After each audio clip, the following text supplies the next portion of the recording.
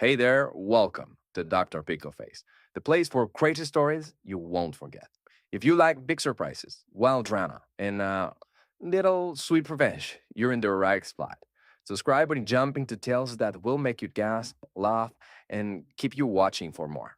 Fun characters, shocking twists, and endings that feel so good. That's Dr. Pickleface. Hit the bell and let's start the fun. Enjoying your fame? Leave me alone. Did you enjoy my husband? Was it worth destroying two families? I came home early that Tuesday because the job site flooded. 23 years of marriage, and I'd never walked through my front door at 2:47 p.m. on a weekday. Should have kept driving. Hey, Mom, you're like a wine taster, but for men, my 17-year-old daughter Kaylee giggled from the kitchen. Exactly. Your father's been the same bland vintage for decades. Time to sample other flavors. Melissa's voice carried that sultry laugh I used to love. I froze in the hallway, grocery bags cutting into my palms. Dean's got that aggressive energy. Victor's more sophisticated. And that new guy on Maple Street, Mom, gross. But also, teach me your ways when I'm older. My wife's laughter echoed through our home like shattered glass. Baby, confidence is everything. Men are simple. Give them attention, make them feel special, and they'll do anything. Your father never figured that out. The milk jug slipped from my numb fingers, exploding across the hardwood. They went silent. Natan? Melissa called out, suddenly sweet. You're home early. I bent down, cleaning milk with shaking hands. 23 years, 2 kids, a mortgage. Everything I'd built was rotting from the inside. Work site flooded, I said, walking into the kitchen like nothing had changed. Melissa sat at our breakfast bar, perfectly made up at 3 p.m., wearing the red dress I'd bought her for our anniversary. Kaylee leaned against the counter, scrolling her phone, already bored with family drama. Poor baby, Melissa purred, not looking up from her magazine. Maybe you should take a hot shower. Relax. The same tone she'd used discussing other men 30 seconds earlier. That night, I lay in bed staring at the ceiling while Melissa showered. Her phone buzzed on the nightstand. Dean Callahan, our neighbor 3 houses down. Married to Amanda for 15 years. Can't wait for tomorrow. Amanda's visiting her sister. More texts followed. Victor from the corner house. Someone named Jake. Screenshots of explicit photos. My wife, my bedroom, my bed. I set the phone down carefully. 23 years of working construction, providing, being faithful, being boring, being the same bland vintage. The shower stopped. Melissa emerged, toweling her hair, humming. You seem tense, she said, sliding into bed. Maybe I should give Amanda Callahan a call. See if she wants to grab coffee tomorrow. My blood turned to ice. She knew. She knew I knew. Sounds good, I said evenly. I might swing by Dean's, talk about that fence project. For just a moment, her eyes flickered with panic. Then she smiled. He's been so helpful with home improvement ideas. I turned away before she could see my face change. The next morning, Amanda Callahan knocked on my door at 6 a.m. Dark circles under her eyes, clutching a manila folder. We need to talk, she said. I led her to the kitchen. She slid the folder across the table like evidence in a trial. Your wife ruined 4 homes, Nathan. Time to answer. Inside, photographs of Melissa with Dean at a hotel. Security footage from Victor's driveway.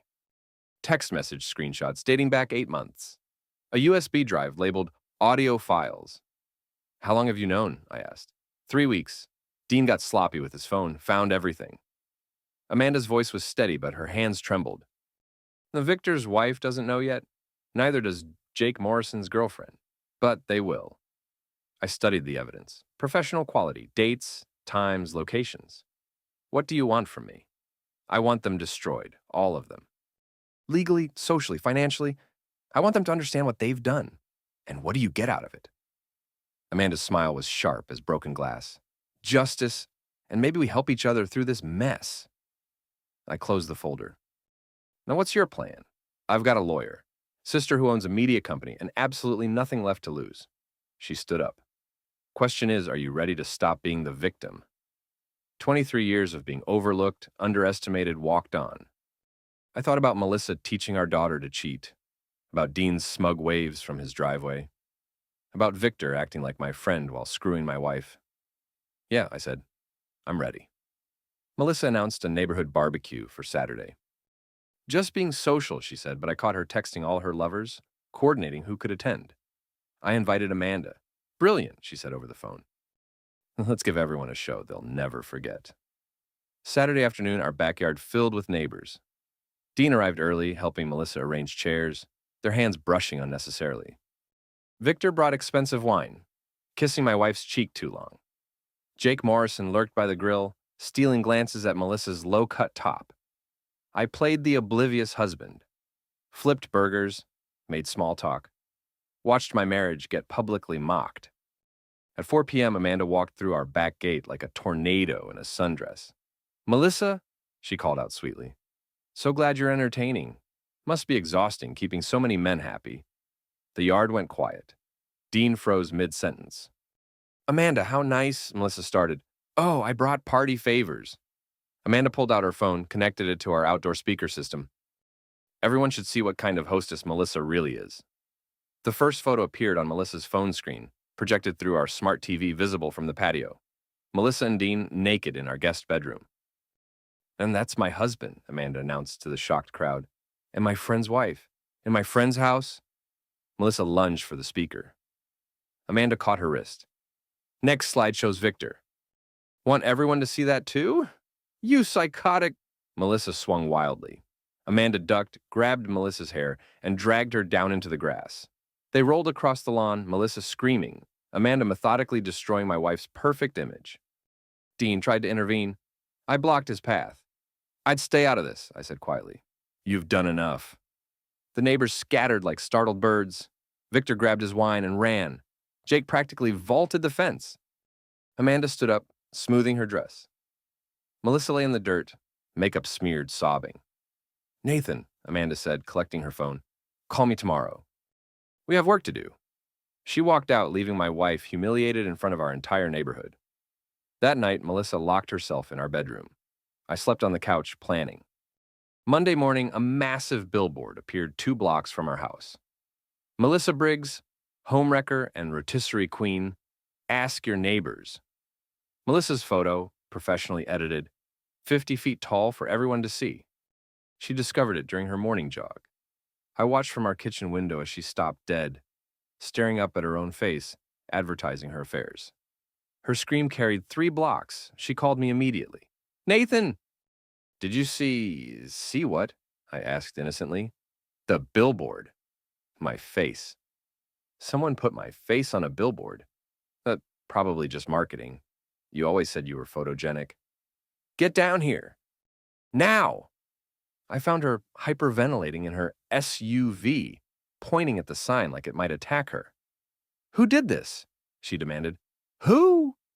Could be anyone. You've made a lot of friends lately. Her eyes narrowed. This is Amanda. That crazy? Amanda's been nothing but supportive through this difficult time, I said calmly. Maybe you should think about why someone would do this. You know why. Because she's jealous. Dean chose me. Dean chose easy. There's a difference. Melissa slapped me. Hard. The sound echoed off the billboard. 23 years, I said, touching my stinging cheek. And you just figured out how to show your true feelings. I walked home, leaving her screaming at her own image. My lawyer, Patricia Winters, specialized in asset protection and had seen every type of marital disaster. Her assistant, Carla Morgan, was sharp-eyed and quietly vicious. Your wife's been busy, Patricia said, spreading documents across her conference table. Joint accounts emptied regularly, credit cards maxed on hotel rooms. She's been funding her affairs with your money. How much? $47,000 over 8 months. Hotels, dinners, gifts for her boyfriends. Legally, it's marital waste. Carla leaned forward. There's more.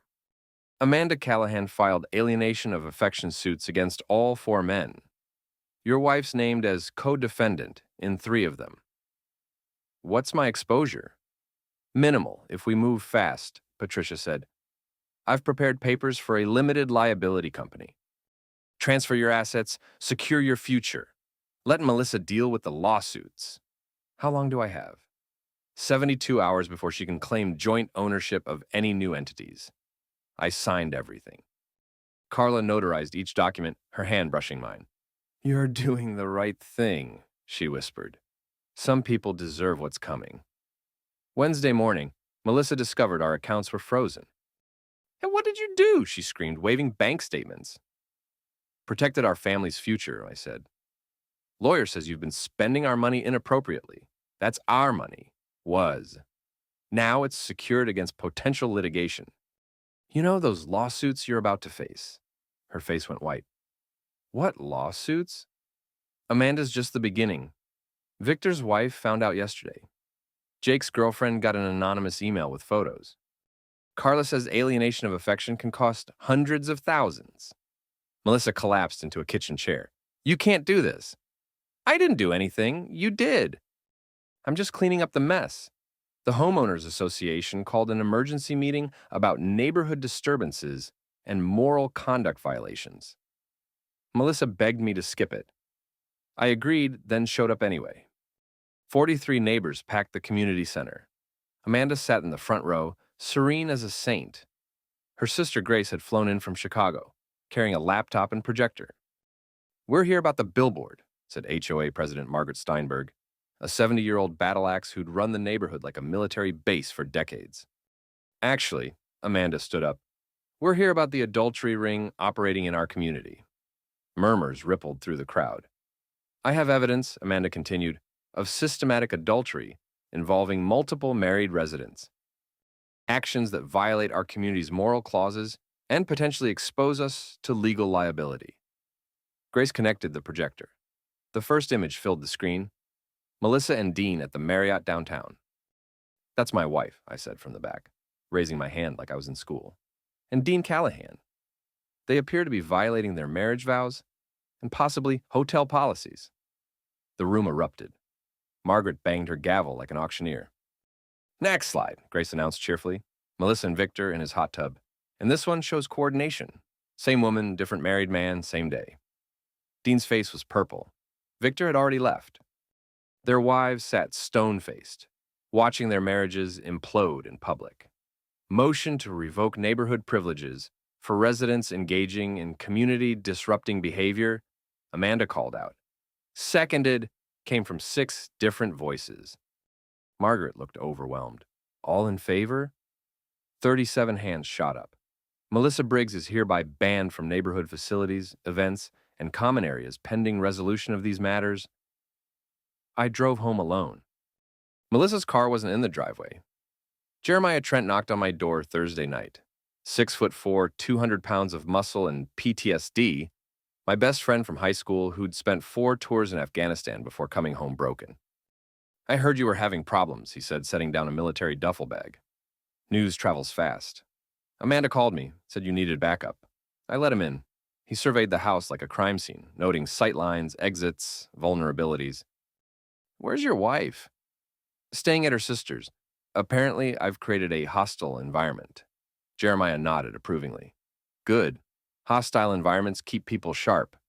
He unzipped his bag, revealing surveillance equipment. Amanda filled me in. You want these people gone? I want them to understand consequences. Same thing. He handed me a wireless microphone. Plant this in her car. Everything she says gets recorded. Is that legal? It's your car, isn't it? Joint property? Technically, yes. I'd bought the SUV, maintained it, insured it. What else? Security cameras around your new place, motion detectors, documentation of any harassment. His eyes went cold.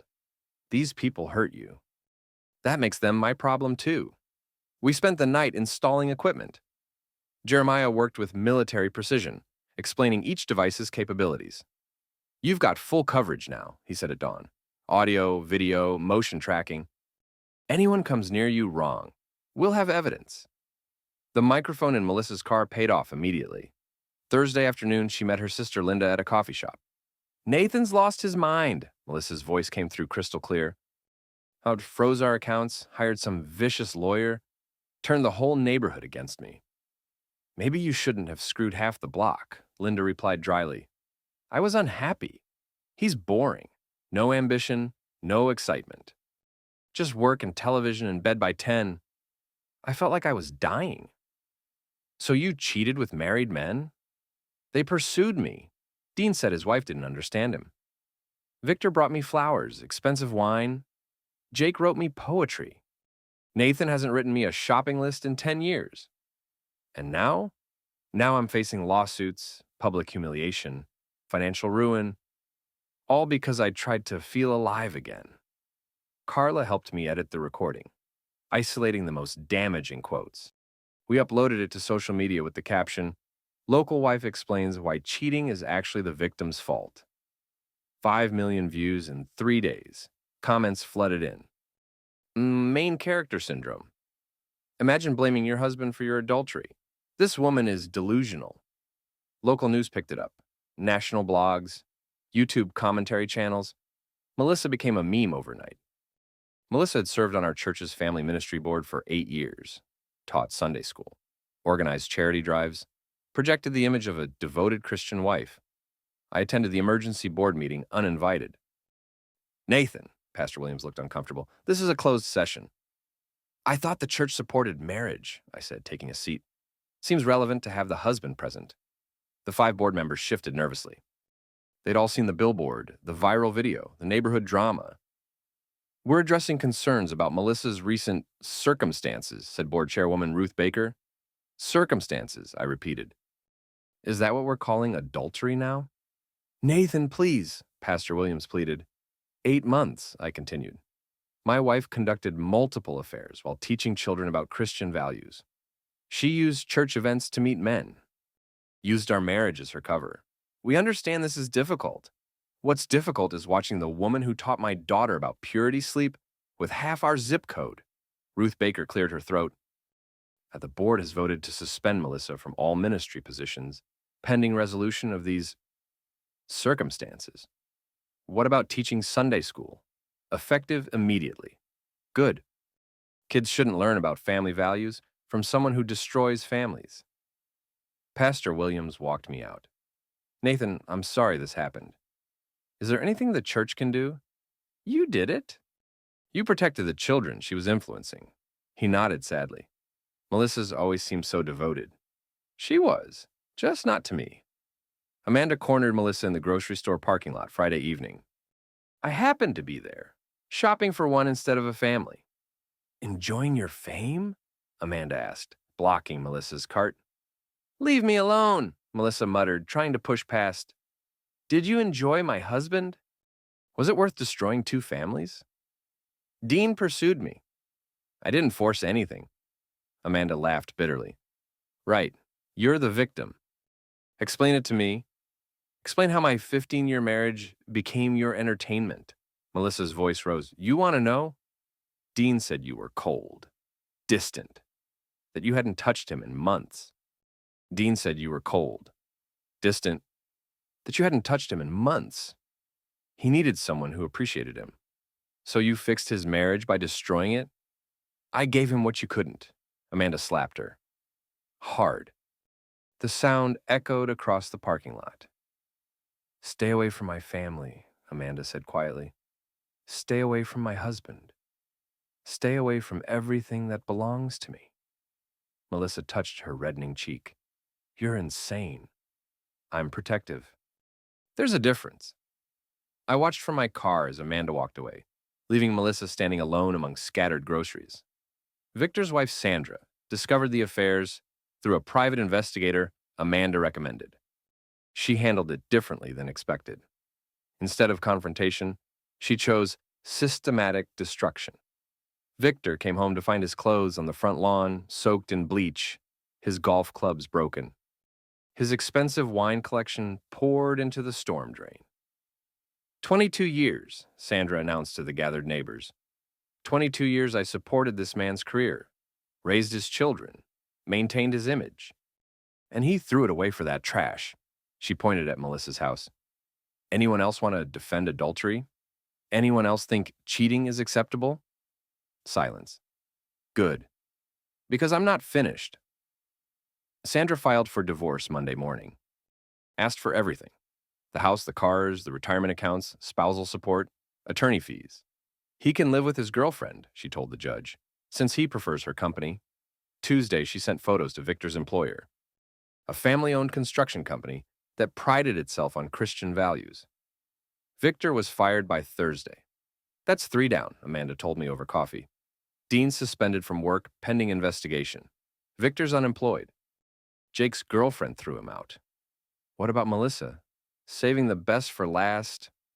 Someone recorded Melissa having a complete breakdown outside the grocery store where Amanda confronted her, screaming at her car because it wouldn't start, kicking the tires, throwing her purse across the parking lot. The video went viral immediately. Homewrecker has meltdown after being confronted by victim's wife. Comments were brutal. This is what karma looks like. Play stupid games, win stupid prizes. Maybe try therapy instead of your neighbor's husbands. Melissa became a cautionary tale, the poster child for entitled adultery. Her face appeared in memes about consequences. Local businesses started asking her to leave. The bank, the pharmacy, the dry cleaner. Not because of policies, but because other customers complained. She makes people uncomfortable, the bank manager explained when I inquired. Brings drama, arguments, unwanted attention. Melissa was becoming a social pariah in her own hometown. Carla called with updates. 3 more businesses asked her to leave today. The hair salon, the nail spa, and that boutique she loves. Word spreading that associating with her hurts business. What about Kaylee? Private schools reviewing her enrollment. Other parents don't want their children influenced by her mother's values. The price of public humiliation was steeper than I'd expected. Patricia Winters called an emergency meeting. Her office conference room felt like a war room, covered with charts, documents, and evidence files. The lawsuits are multiplying, she explained. Amanda's alienation of affection suit against Dean is just the beginning. Victor's wife filed similar charges against all involved parties. Jake's ex-girlfriend hired an attorney. What's my exposure? Minimal personally since you've secured your assets. But Melissa's facing potentially catastrophic damages. Carla spread out the calculations. Conservative estimate, $400,000 in legal fees and damages. Possibly more if the plaintiffs prove emotional distress. Can she pay that? Not without liquidating everything. The house, her car, her jewelry, retirement accounts. She'll be financially destroyed. And if I help her, then you're both destroyed, Patricia said firmly. Nathan, your wife spent 23 years taking you for granted. Don't let pity undermine your future. What about Kaylee? She's 17, old enough to understand consequences, and you'll be better positioned to help her if you're financially stable. I stared at the numbers. Melissa had gambled our entire life on a few months of excitement. Now the bill was coming due. Proceed with asset protection, I decided. Let her face this alone. Melissa showed up at my apartment Saturday night, drunk and hysterical. You destroyed me, she screamed, pounding on my door. 23 years together, and you destroyed me. I opened the door. She stumbled inside, makeup streaked, hair disheveled, wearing a wrinkled dress I'd never seen. You were supposed to love me, support me, fight for our marriage. I did love you. For 23 years. Until you decided to love everyone else. I made mistakes. You made choices. Multiple choices. Over 8 months, with multiple men. In our home, she collapsed on my couch, sobbing. I'm losing everything. The house, my job, my friends. Kaylee won't speak to me. My own sister thinks I'm pathetic. What did you expect? I expected my husband to forgive me, to help me, to act like a man instead of a vindictive child. I am acting like a man who finally learned his worth. Your worth? She laughed bitterly. Nathan, you're nobody. A construction worker with a high school education. I gave you class, status, respectability. Without me, you're nothing. The words hung in the air like poison gas. You're right, I said quietly. I am just a construction worker. No college degree, no prestigious career, no social connections. Just a man who worked 2 jobs to support his family, who remained faithful for 23 years, who built something with his hands and his heart. I walked to the door, opened it. And you threw it all away for strangers who saw you as entertainment. Don't you dare. Get out, Melissa. We're done talking. She stood unsteadily. This isn't over. Yes, it is. Kaylee called me Sunday morning crying, Dad, I'm sorry. I'm so sorry about everything. Where are you? Aunt Linda's, Mom's. She's been drinking a lot.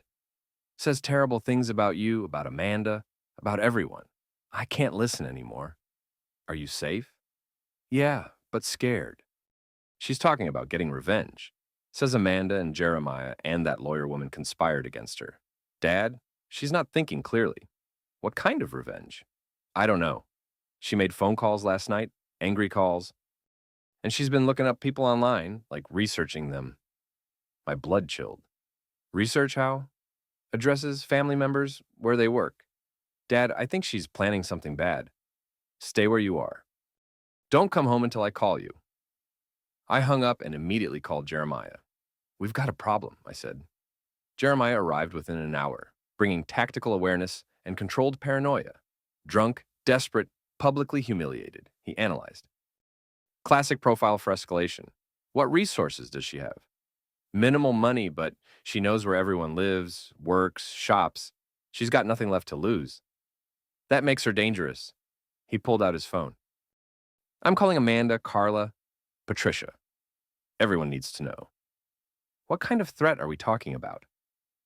Property damage, harassment, potential violence. When people lose everything, they stop caring about consequences. His phone buzzed. Text message. What is it? Amanda. Says someone slashed her tires last night. Found her car window smashed this morning. My stomach dropped. Security cameras? Checking now. 20 minutes later, Amanda arrived with her laptop. The security footage was grainy, but clear enough. That's her, I said, watching Melissa attack Amanda's car with a crowbar. That's definitely Melissa. She's escalating, Jeremiah observed. Property damage tonight? What tomorrow?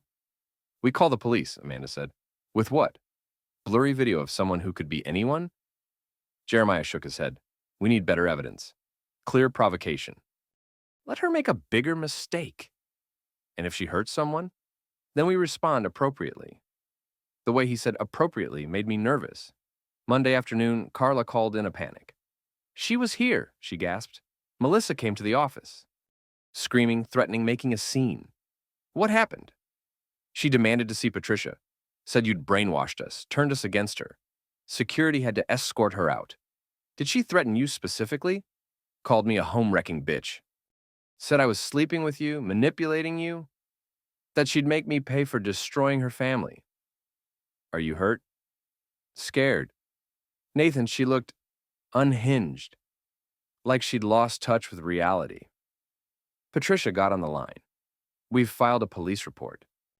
Got the whole thing on security cameras. But Nathan, she mentioned your new address. Somehow she knows where you live. I'd been careful. Mail forwarded to a P.O. box, utilities in the LLC's name, lease signed through the company. How? Doesn't matter now. Matter is, she's escalating. Property damage, workplace harassment, stalking. Patterns building. What do you recommend? Restraining order. Document everything. And Nathan? Watch your back. Jeremiah insisted on security upgrades. Motion sensors, cameras, reinforced door locks, emergency protocols. She's moving through classic stalking behaviors, he explained while installing equipment. Surveillance, harassment, intimidation, property destruction. Next comes direct confrontation. You think she'll try to hurt me? I think she'll try to hurt everyone she blames for her situation. That's you, Amanda, Carla, Patricia, probably me. So what do? We make sure she fails spectacularly.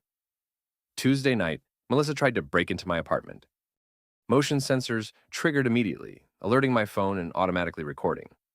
I watched from my bedroom as she picked the lock with surprising skill, entered quietly, and began searching through my belongings. She found files about the LLC, bank statements, legal documents. Photographed everything with her phone. Then she started destroying things. Smashed my television, dumped food on my furniture, spray-painted liar across my bathroom mirror. I waited until she finished, then called the police. 911, what's your emergency? Someone broke into my apartment and vandalized it. I have video evidence and the suspect is still inside. Police arrived in 6 minutes. Found Melissa hiding in my closet, covered in spray paint, surrounded by evidence of her crimes. Ma'am, you're under arrest for breaking and entering, criminal mischief, and stalking. As they handcuffed her, she stared at me with pure hatred. This isn't over, she hissed. Yes, it is, I replied. Melissa made bail Thursday morning. Her sister Linda posted the money, probably out of family obligation rather than support. She's desperate now, Amanda observed. We were meeting at Patricia's office, planning damage control. Arrested, publicly humiliated, facing massive lawsuits. What's her next move? Probably something stupid, Carla said. Desperate people make desperate choices. Jeremiah looked grim. Or something violent. Prison's looking inevitable. Nothing left to lose means anything becomes possible. She's still got Kaylee to think about, I pointed out. Does she? Kaylee's staying with Linda, won't take her calls, refuses to see her. Melissa's lost everything, including her daughter. Patricia spread out legal documents. The restraining order's in effect. No contact, no proximity, no communication. Violation means immediate arrest. That won't stop her, Jeremiah said. A paper doesn't stop bullets. You think she'd try to kill someone? I think she's mentally unstable, facing financial ruin and public disgrace. People have killed for less. His phone buzzed. Text message from an unknown number. What does it say? Amanda asked. Jeremiah's expression darkened. It's addressed to all of us. You destroyed my life. Now I destroy yours. Friday night, the billboard. Come alone or I start with the children. The room went silent. She's threatening kids? Carla whispered. Kaylee's with Linda, but Linda has younger children, I said. What does she mean? Doesn't matter, Jeremiah said, standing up. We end this Friday night. Friday night, 11 p.m. The billboard stood like a monument to Melissa's shame, lit by streetlights and emergency flares. She was waiting for us. Melissa stood beneath her own giant image, holding something metallic. A gun, knife, or crowbar. Too dark to tell. You came, she called out as we approached. Me, Amanda, Jeremiah, and Carla. The 4 people she blamed for her destruction. Let's finish this, I said. 23 years, she began, her voice carrying across the empty street. 23 years I wasted on you. A nobody, a nothing. A construction worker who couldn't satisfy his wife. I satisfied you fine. You were just greedy. Greedy? She laughed bitterly. I was dying. Dying of boredom, mediocrity, suburban hell. You never understood what I needed. I understood perfectly. You needed attention, excitement, validation. You needed to feel special. Yes, but you never asked for it, never communicated, never tried to fix our marriage. You just went shopping for replacement husbands.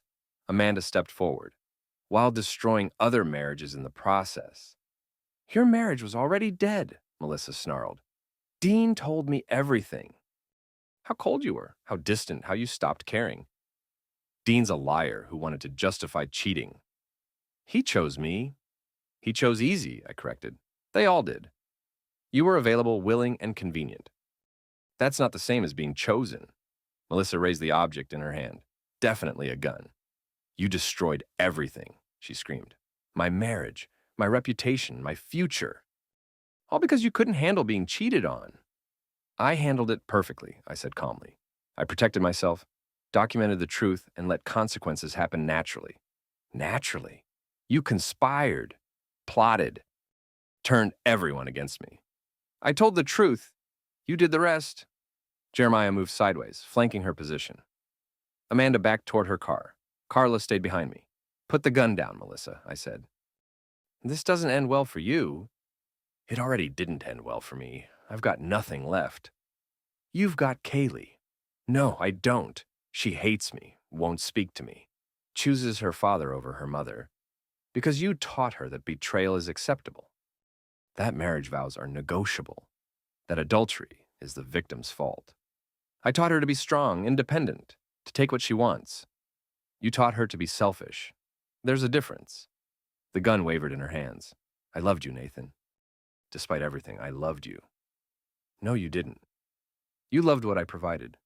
Security, stability, cover for your affairs, but you never loved me. That's not true. If you'd loved me, you wouldn't have cheated. If you'd loved our family, you wouldn't have risked destroying it. If you'd loved our daughter, you wouldn't have turned her into an accomplice. Melissa's face crumpled. I just wanted to feel alive again. And now, 4 families are destroyed because of it. She looked around at all of us. Amanda, whose marriage was over. Carla, who'd been threatened and stalked. Jeremiah, who'd risked everything to help a friend. Me, who'd lost 23 years to a lie. Was it worth it? I asked quietly. 8 months of excitement for a lifetime of consequences? The gun dropped to her side.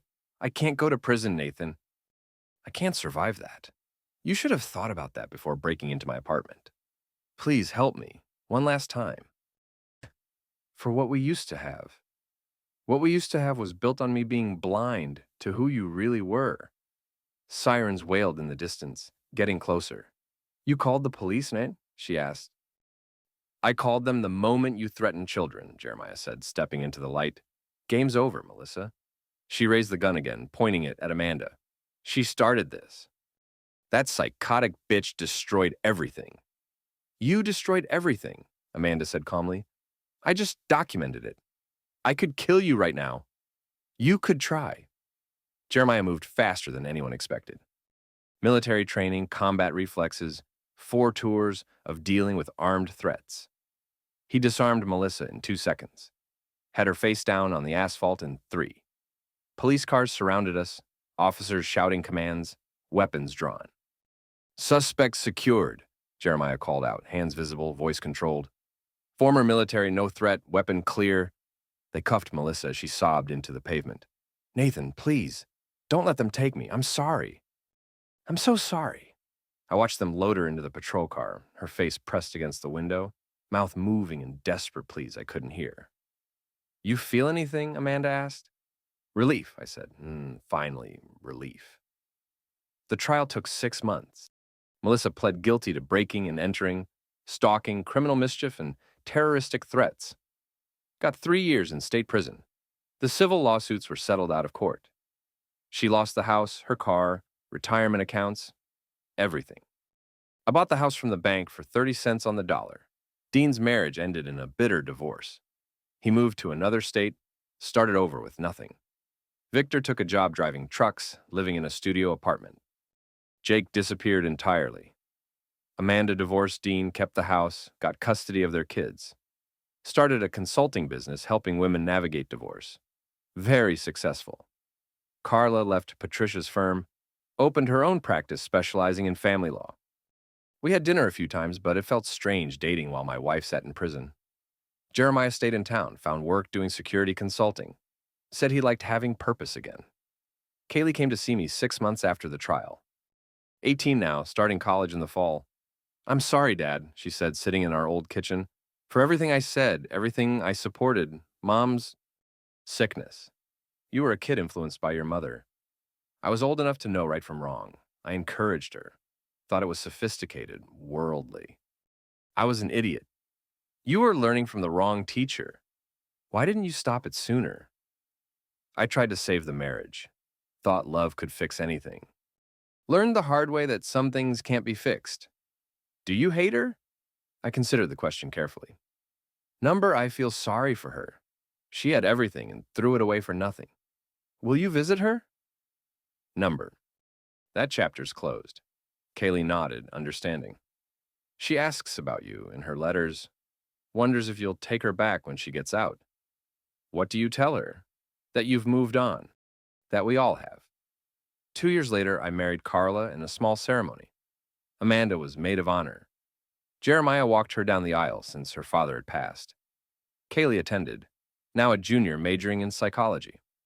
Said she wanted to understand how people could destroy everything good in their lives. Maybe help people make better choices, she explained. That's a worthy goal. Think Mom could have been helped? Your mother didn't want help. She wanted permission. What's the difference? Help requires admitting you're wrong.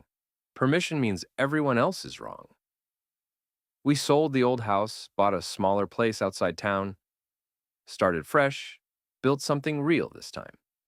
Melissa got out after 18 months. Good behavior, overcrowding, budget cuts, moved to another state, last I heard. Kaylee maintains minimal contact. She's different now, Kaylee told me during one visit. Broken somehow. Like the fire went out. Prison does that to people. No, it was before prison. The moment she realized what she'd lost, what she'd thrown away. Consequences have a way of clarifying things. Do you ever think about what might have happened? If you'd forgiven her? Every day, I admitted. But forgiveness doesn't erase betrayal. Some wounds don't heal, they just scar over. 5 years after everything ended, I ran into Dean at a gas station 2 towns over. He looked older, worn down, defeated. "Nathan," he said awkwardly, "how are you?" "Good, you?" "Getting by, heard you remarried." "Yeah, Carla's good for me." That's good. You deserve happiness." We stood there pumping gas, 2 men whose lives had been destroyed by the same woman. "You ever regret it?" I asked. "The affair?" Dean was quiet for a long moment. "Every day. Lost my wife. My kids barely speak to me. Had to start over at 50. All for what? A few months of excitement. Was she worth it? I thought so at the time. Melissa made me feel important, desired, like I mattered. You always mattered. To your family. I know that now. Took losing everything to understand what I had. That's the thing about betrayal, I said, replacing the gas cap. It never makes anything better. Just destroys what was good to begin with. Dean nodded sadly. You'd think we could have been friends? In another life? Maybe. But this is the life we got. I drove home to Carla, to our quiet house, to the life I'd built from the ashes of my first marriage. No drama, no chaos, no looking over my shoulder. Just peace. 10 years later, Kaylee finished her doctorate in psychology, specializing in infidelity and family systems. Her dissertation was titled Cascading Consequences: How Individual Choices Destroy Community Structures. She never mentioned her mother by name, but everyone who read it understood the inspiration. What did you learn? I asked after her defense. That people aren't victims of their circumstances, she said. They're products of their choices. And every choice has consequences, whether you accept them or not. Your mother would disagree. My mother spent years refusing to accept responsibility for her actions. Look where it got her. Melissa had remarried, divorced again, and was working at a call center in Ohio. Alone, struggling, paying the price for decisions made a decade earlier. Do you think she learned anything? Kaylee asked. I think she learned that actions have consequences. Whether she accepts responsibility for those actions is up to her. And you? What did you learn? That some people will throw away everything good in their lives for temporary excitement. And that standing up for yourself isn't cruel. It's necessary. Even when it destroys other people. I didn't destroy anyone, Kaylee. I just stopped protecting them from the consequences of their own choices. She nodded, understanding finally dawning. That's what real strength looks like, isn't it? Not enabling, not rescuing, not making excuses. Just letting people face the results of their decisions. Exactly. Outside our window, the neighborhood was quiet. Families having dinner, kids playing in yards, people living ordinary, decent lives. The kind of life I'd always wanted. The kind of life Melissa had thrown away. I kissed Carla goodnight, locked our doors, and went to sleep without wondering who might betray me tomorrow. After 10 years of marriage built on honesty, trust, and mutual respect, I'd finally learned what love actually looked like. Not passion or excitement or drama. Just 2 people choosing each other, every day, no matter what. The end.